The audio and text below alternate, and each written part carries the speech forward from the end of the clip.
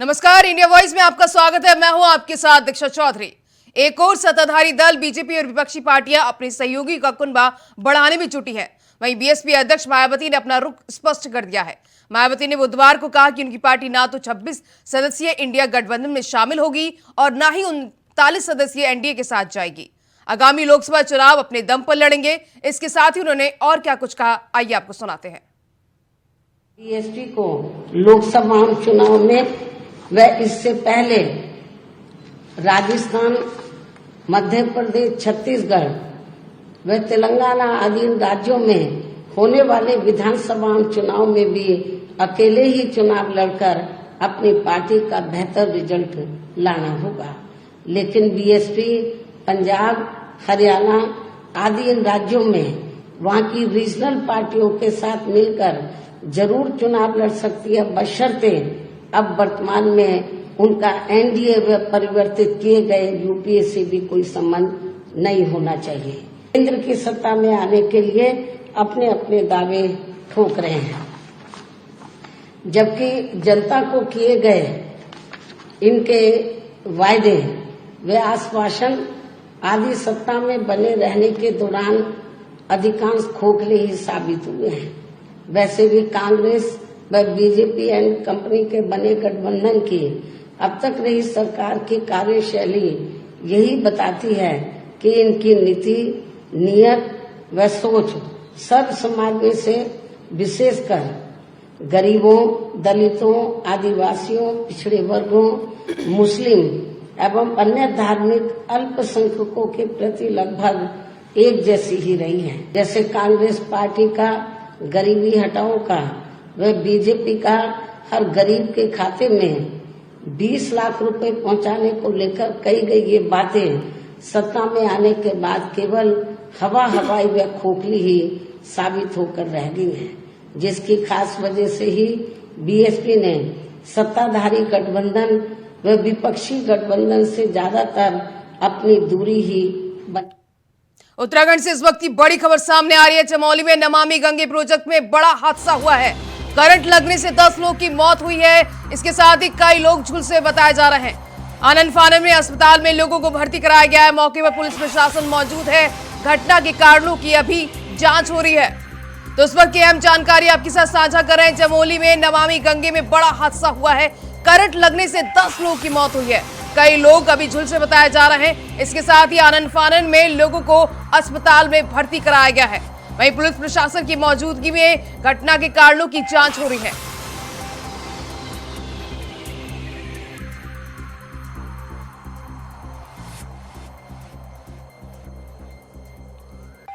इस खबर पर ज्यादा जानकारी के लिए हमारे संवाददाता फोन लाइन पे जुड़ चुके हैं।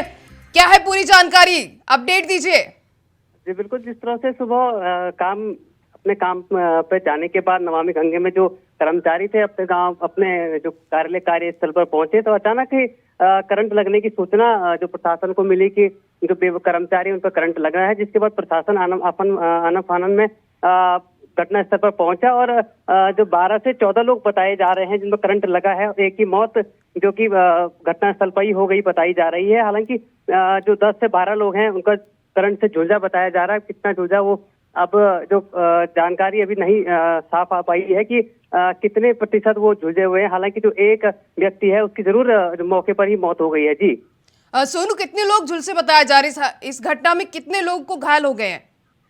जी बिल्कुल, जिस तरह से बात की जाए तो 12 से 14 लोग बताए जा रहे हैं जो इस घटना में जो करंट से झुलसे हुए हैं, और बाकी एक जो व्यक्ति है उसकी मौके पर ही मौत बताई जा रही है। जी, ये किस कारणों से अभी तक जानकारी निकल के सामने आई, किस कारण की वजह से ये घटना हुई है, हादसा हुआ है? जी बिल्कुल, जिस तरह से बात की जाए तो कारणों का पता अभी तक नहीं लग पाया है। हालांकि जो अधिकारी है उनका ये कहना है कि अभी जांच की जा रही है, जांच के बाद ही कुछ तथ्य सामने आ पाएंगे और उसके बाद ही स्पष्ट हो पाएगा कि जो करंट लगने का कारण है वो आखिर क्या रहा होगा। जी सोनू, प्रशासन का भी इस मामले में क्या कहना है? जी बिल्कुल, प्रशासन अभी तो लगातार जो है मौके पर है और इसमें नजरें बनाए हुए है कि आखिर जो ये कारण है, जो करंट लगने का कारण है वो क्या रहा होगा। और उसके बाद जो जांच का विषय अभी तक बना हुआ है, जांच के बाद ही कुछ साफ कह पाएंगे जो अधिकारी हैं। उनका कहना है कि जांच के बाद ही साफ तौर पर सामने आ पाएगा कि जो करंट का कारण है क्या रहा है, किसकी लापरवाही थी या फिर कोई लापरवाही सामने आई है, वो सिर्फ जांच के बाद ही पता चल पाएगी। जी जो लोग घायल हुए हैं उनका अस्पताल में इलाज चल रहा है, उनकी कंडीशन क्या बताई जा रही है? जी बिल्कुल, जिस तरह से जो घायल है उनका अस्पताल में इलाज चल रहा है। हालांकि उनकी जो स्थिति है वो अभी नाजुक बताई जा रही है। अभी बताया जा रहा है कि कुछ लोगों को रेफर भी, हायर सेंटर रेफर भी किया जा सकता है, क्योंकि हालत जो उनकी है नाजुक बताई जा रही है। जी सोनू, इस मामले में लापरवाही किसकी नजर आ रही है? जी बिल्कुल, जिस तरह से बात की जाए तो अब लापरवाही की बात करें तो अब जो प्रशासन है, जो संबंधित विभाग है, वो अभी जांच की बात ही कर रहा है। तो जल्दबाजी होगी अभी कुछ कह पाना कि किसकी लापरवाही है। जांच के बाद ही साफ स्पष्ट हो पाएगा कि आखिर लापरवाही किसकी है। जी सोनू, नमामि गंगे प्रोजेक्ट के साइट पर अचानक से करंट फैल गया और इस दौरान ये बड़ी घटना हो गई, तो उसको लेकर सवाल उठना लाजमी है कि आखिरकार इतना बड़ा हादसा हो गया और किसी की तो लापरवाही इसमें जरूर सामने आएगी। जी बिल्कुल, जिस तरह से कल बारिश का दौर है, बारिश है, और जो बिजली के तार हैं वो अमूमन कई जगहों पर ऐसे पड़े रहते हैं, जिस वजह से भी हादसा हो सकता है। हालांकि अब नमामि गंगे प्रोजेक्ट है, उसको लेकर कहा नहीं जा सकता कि लापरवाही किसकी है, विद्युत विभाग की है, संबंधित विभाग की है। वो जांच के बाद ही कुछ कारणों का पता चल पाएगा। जी सोनू, इसमें अधिकारियों का क्या बयान अभी तक सामने आया है, उनका क्या कहना है इस पर? जी बिल्कुल, अभी तक अधिकारी कुछ तौर पर, साफ तौर पर कहने को तैयार नहीं है, क्योंकि अभी अधिकारियों से बात करने की बात की तो अधिकारी को यही कहना है कि जांच के बाद ही कुछ स्थिति स्पष्ट हो पाएगी, उसके बाद ही कुछ कह पाएंगे। जी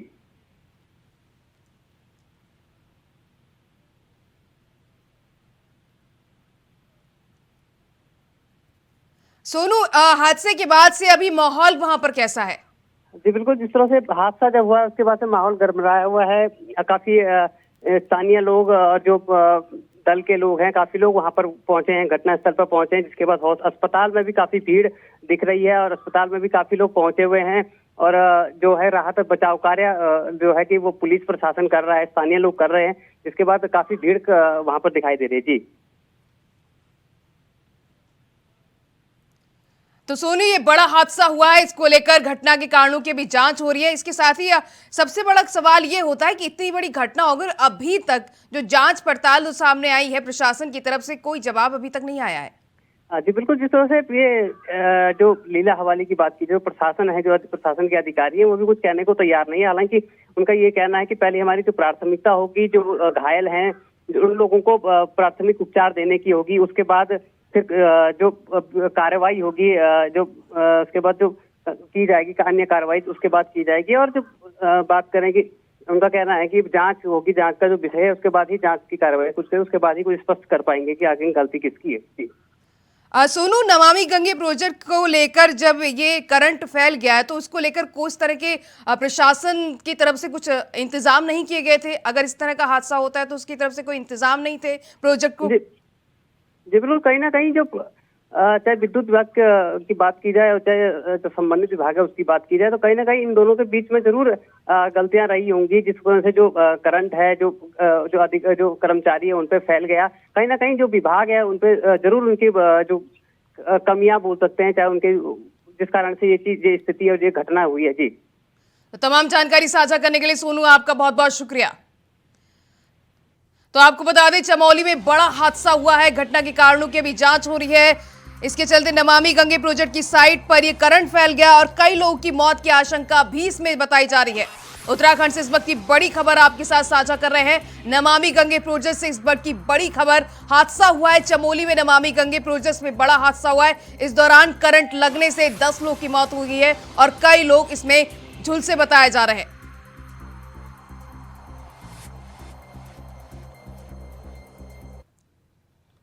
बुलंदशहर सिकंदराबाद के गुलाबटी रोड स्थित फ्लाईओवर के पास एक आवारा पशु के टकराने से एंबुलेंस क्षतिग्रस्त हो गई, जहां एंबुलेंस गाजियाबाद से एक शव को लेकर बदायूं की से जा रही थी। आपको बता दें, पशु के टकराने से एंबुलेंस चालक सहित 3 सवारियां मामूली रूप से घायल हो गए, जिसके बाद मौके पर पहुंची पुलिस ने क्षतिग्रस्त एंबुलेंस से शव को निकालकर दूसरी एंबुलेंस में भेजा और एक्सीडेंट को देखते हुए अनदेखी का आरोप लगाया।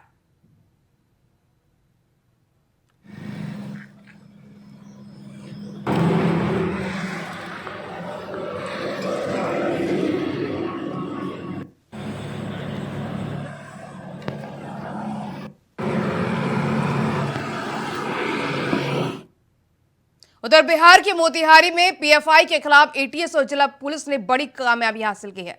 दोनों ने संयुक्त कार्रवाई करते हुए पीएफआई का मास्टर ट्रेनर उस्मान सुल्तान उर्फ याकूब को गिरफ्तार किया है। बता दें, पीएफआई के कई वीडियो में उस्मान को ट्रेनिंग देते हुए देखा गया है। ऐसे में उसकी गिरफ्तारी पीएफआई को खत्म करने में बड़ी कामयाबी मानी जा रही है। जिला पुलिस और एएसटी टीम ने चाकिया से याकूब को गिरफ्तार किया है। तो मोतिहारी से एनआईए और पटना एटीएस को बड़ी कामयाबी मिली है। पीएफआई का वांटेड ट्रेनर याकूब को गिरफ्तार किया गया है, जो पिछले साल से फरार चल रहा था।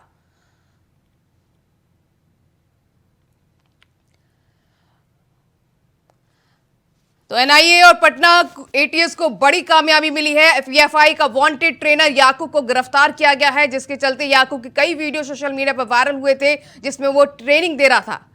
इसके चलते लगातार उसकी जांच कर रही थी, उसकी तलाश जारी थी, जिसके चलते फिलहाल वो 1 साल से फरार चल रहा था। तो पीएफआई का वांटेड ट्रेनर याकूब को अब एनआईए और पटना एटीएस ने गिरफ्तार कर लिया है।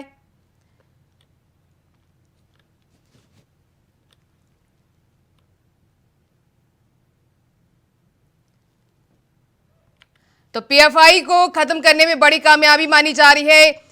ट्रेनर याकूब की गिरफ्तारी के बाद जिला पुलिस और एएसटी टीम ने याकूब को चाकिया से गिरफ्तार किया है। तो मोतिहारी के चाकिया से पीएफआई ट्रेनर को गिरफ्तार किया गया है। आपको बता दें कि पीएफआई के कई वीडियो में उस्मान को ट्रेनिंग देते हुए देखा गया है, जिसके चलते लगातार प्रशासन इसकी जांच पड़ताल कर रहा था, इसकी तलाशी की जा रही थी। पिछले 1 साल से फरार बताया जा रहा था, जिसके चलते एटीएस टीम और एनआई की टीम लगातार इसकी खोजबीन में थी, जिसके चलते आज एनआई और पटना एटीएस को बड़ी कामयाबी मिली है, जिसके चलते पीएफआई का वांटेड ट्रेनर याकूब को गिरफ्तार किया गया है। पिछले 1 साल से ये फरार चल रहा था, जिसकी जांच के लिए लगातार टीमें गठित की गई थी। इसके चलते हुए एनआईए टीम को बड़ी कामयाबी मिली है।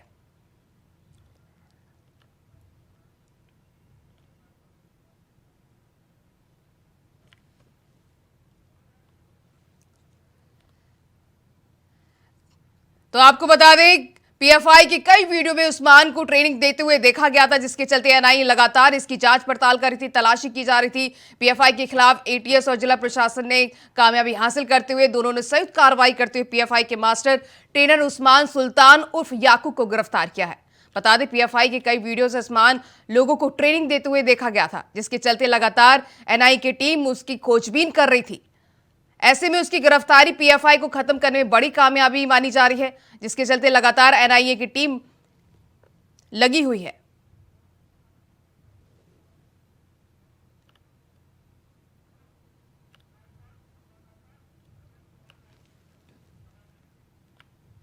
वहीं इस खबर पर ज्यादा जानकारी के लिए हमारे संवाददाता धर्मेंद्र कुमार लाइव जुड़ चुके हैं। धर्मेंद्र, पूरा मामला विस्तार से बताइए, इसको लेकर अभी तक क्या जानकारी है आपके पास?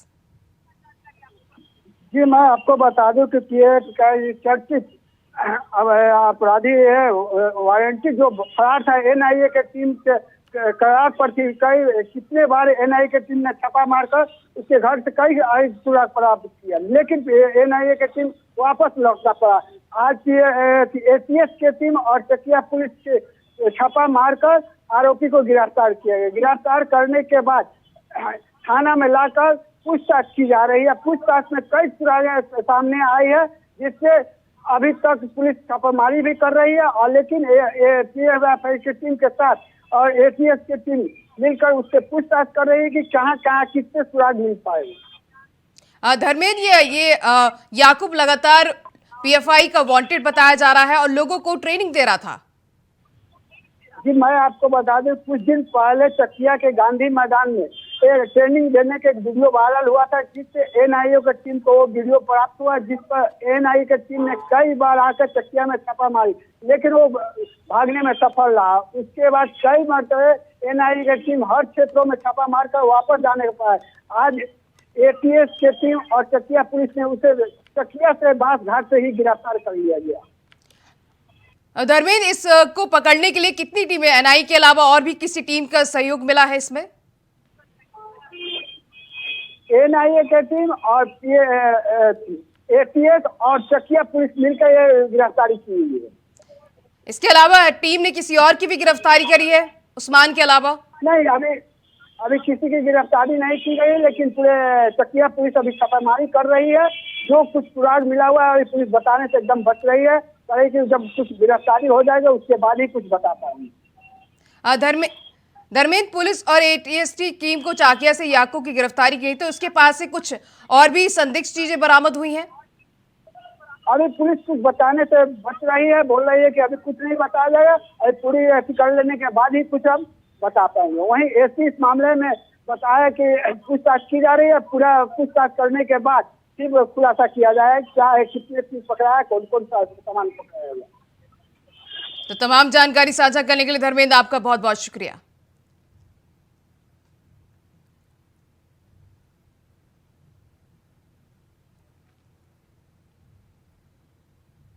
उधर बिहार की मोतिहारी से भ्रष्टाचार का एक नया मामला सामने आया है, जहां नगर थाना में बेतिया के गाजिया के बीजेपी विधायक पर 10 लाख फर्जीवाड़े का आरोप लगा है। आपको बता दें, पुलिस को दिए आवेदन में पीड़ित संजय सागरपुरी ने कहा है कि रश्मि वर्मा ने उन्हें एक जमीन बेचने के लिए दिखाई, जहां उस जमीन में से एक कट्टा जमीन देने का सौदा 12 लाख में तय किया गया था, जिसके बाद 10 लाख नकदी मोतिहारी के सर्किट हाउस में दी गई। इस राशि का एग्रीमेंट विधायक ने अपने लेटर पैड पे किया था और जब जमीन रजिस्ट्री करने के लिए कहा तो वह इंकार कर गई, जिसके बाद से विधायक ने 10 लाख का चेक दिया। जब उक्त चेक को भारतीय स्टेट बैंक की एडीबी शाखा में जमा किया गया तो पैसे के अभाव में चेक बाउंस हो गया। फिलहाल पुलिस ने आवेदन पर एफआईआर दर्ज कर कार्रवाई में जुट गई है।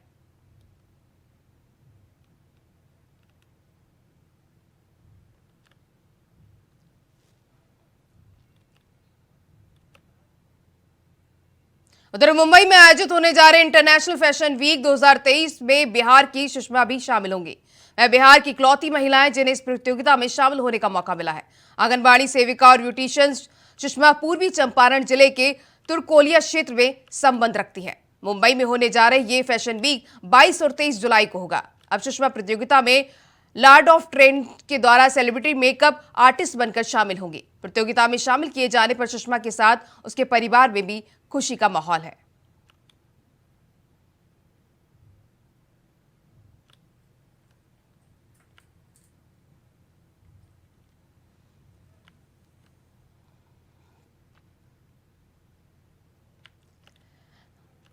तो मुंबई तक पहुंच अंतर्राष्ट्रीय फैशन शो में जलवा बिखेरेंगी सुषमा। मोतिहारी की रहने वाली हैं सुषमा, सेलिब्रिटी मेकअप आर्टिस्ट बनकर होंगी शामिल। बिहार की मोतिहारी से भ्रष्टाचार का एक नया मामला सामने आया है, जहां नगर थाना में बेतिया के नकटिया गांव के बीजेपी विधायक पर 10 लाख फर्जीवाड़े का आरोप लगा है। आपको बता दें, पुलिस को दिए आवेदन में पीड़ित संजय सारंगपुरी ने कहा है कि रश्मि वर्मा ने उन्हें एक जमीन बेचने के लिए दिखाई, जहां उस जमीन में से एक कट्टा जमीन देने का सौदा 12 लाख में तय किया गया था, जिसके बाद 10 लाख रुपए नकदी मोतिहारी के सर्किट हाउस में दी गई। इस राशि का एग्रीमेंट विधायक ने अपने लेटर पैड पर किया और जब जमीन रजिस्ट्री कराने के लिए कहा गया तो वह इंकार कर गई, जिसके बाद से विधायक ने 10 लाख का चेक दिया। जब उक्त चेक को भारतीय स्टेट बैंक की एडीबी शाखा में जमा किया गया तो पैसे के अभाव में चेक बाउंस हो गया। फिलहाल पुलिस ने आवेदन पर एफआईआर दर्ज करके कार्रवाई में जुट गई है।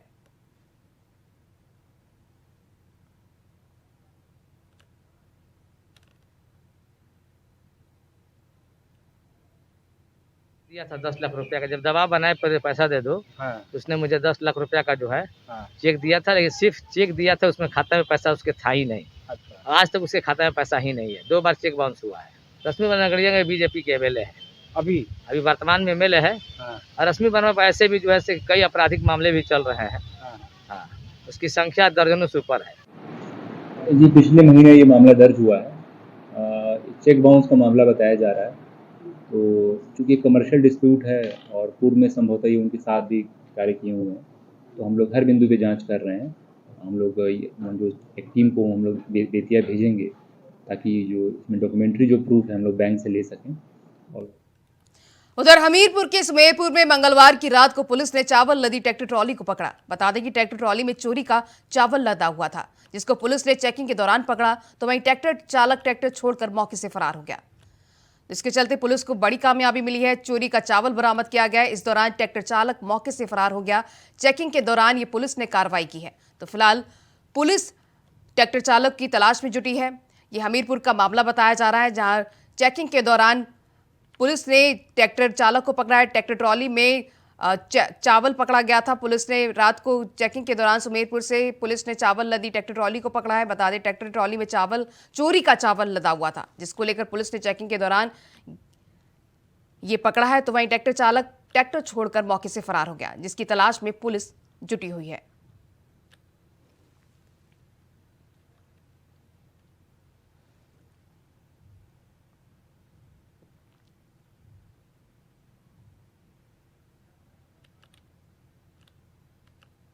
उधर उत्तर प्रदेश के चंदौली में मंगलवार को बीजेपी की टिफिन बैठक चल रही थी। बैठक में मुगलसराय विधायक रमेश जायसवाल और जिला अध्यक्ष, जिला प्रभारी के बीच जमकर बवाल हो गया। दोनों ने एक दूसरे पर कथित तौर पर देख लेने की धमकी दी। ये सब केंद्रीय मंत्री महेंद्र नाथ पांडे की मौजूदगी में हुआ। इसका वीडियो सोशल मीडिया पर वायरल हो रहा है। हालांकि महेंद्र नाथ पांडे बहस में बीच बचाव करते हुए दिखे, लेकिन इसका कोई असर नहीं हुआ और माहौल पूरी तरह गर्मा गया। वायरल वीडियो को शेयर करते हुए यूपी कांग्रेस के नेता अजय राय ने बीजेपी पर निशाना साधा है। उन्होंने ट्वीट करते हुए कहा कि प्रधानमंत्री जी के संसदीय क्षेत्र से सटे जिले चंदौली में आज केंद्रीय मंत्री के सामने विधायक और जिला अध्यक्ष आपस में भिड़ गए। ये भाजपा की बौखलाहट को साफ दर्शाता है।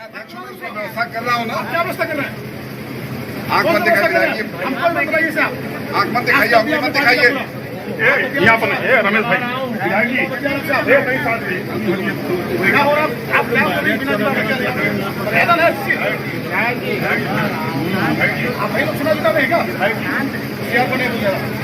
अरे विधायक बैठा हुआ मैं खड़ा होकर देख रहा हूँ, मेरा विधानसभा में सुना नहीं करूँगा पहले।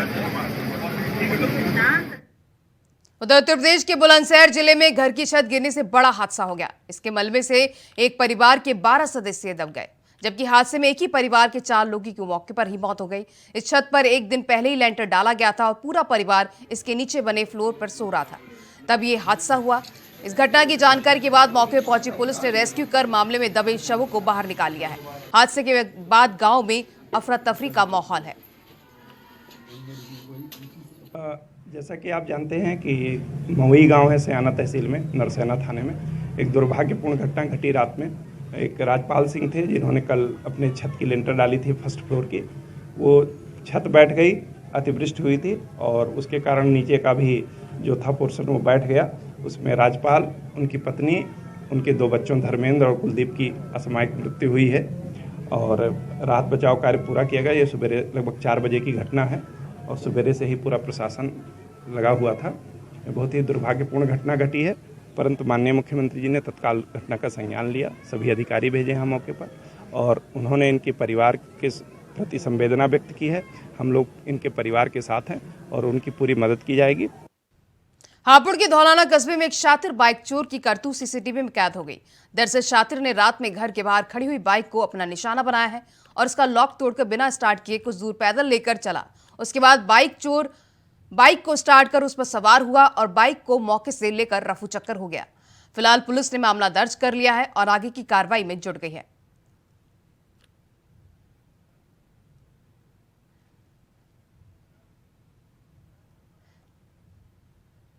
तो हापुड़ की ये घटना बताई जा रही है। तस्वीरें हम आपको टीवी स्क्रीन पर नजर आ रही है कि वीडियो में पहले ये युवक लॉक तोड़ता है बाइक का और उसके बाद धीरे धीरे इस बाइक को लेकर जा रहा है। उसके बाद ये इस बाइक पर सवार होकर रफू चक्कर हो जाता है। तो कैसे शातिर ने चंद मिनटों में ये बाइक चुरा के रफू चक्कर हो जाता है। ये घटना की वीडियो सीसीटीवी में कैद हो गई है, जिसके चलते पुलिस मामले की जांच पड़ताल कर रही है।